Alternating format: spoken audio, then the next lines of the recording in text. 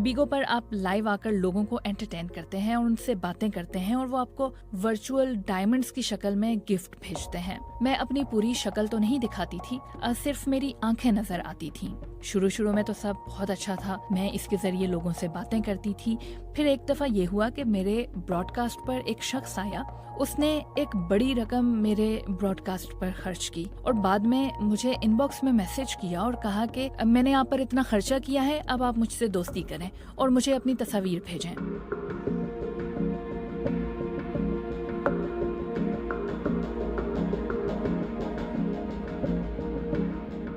जब मैंने उस शख्स के मुतालबात मानने से इनकार कर दिया तो उसने मुझे धमकियां देना शुरू कर दी। उसने मुझे कहा कि तुम बच्ची नहीं हो, तुम्हें नहीं पता कि कोई फजूल में किसी पर इतना खर्चा नहीं करता। अब या तो तुम मेरी बात मानो वरना जो पैसे मैंने तुम्हारी ब्रॉडकास्ट पर खर्च किए हैं वो मुझे वापस कर दो।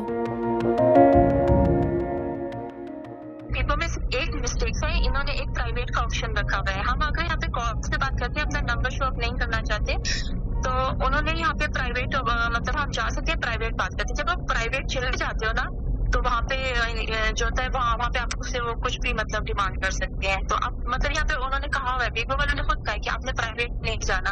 लेकिन कुछ लोग जो होते हैं सेंडर होते हैं, ब्लैकमेल करते हैं कि आप आओ सेंडिंग होगी, तो वो चले जाते हैं। फिर आपको मतलब इनबॉक्स ऐसे बहुत आए हैं और मैंने कोई इनबॉक्स नहीं पढ़ा, ब्लॉक कर दिया, सब ब्लॉक कर दिया।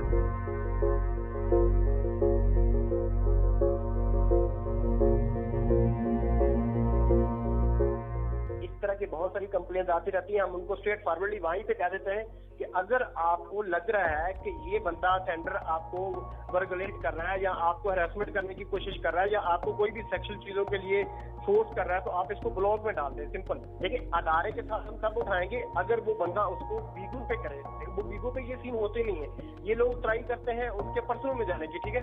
ये बीगो पे व्हाट्सएप पे बातें करने की कोशिश करते हैं, जो भी होता है, ठीक है। फिर हम वहां से इसको ब्लॉक करवा देते हैं। अगर ये बीगो के अंदर बात करें तो हम उसकी आईडी को बैन भी करवा सकते हैं विद इन सेकंड। काफी सारी बैन करवाएंगे।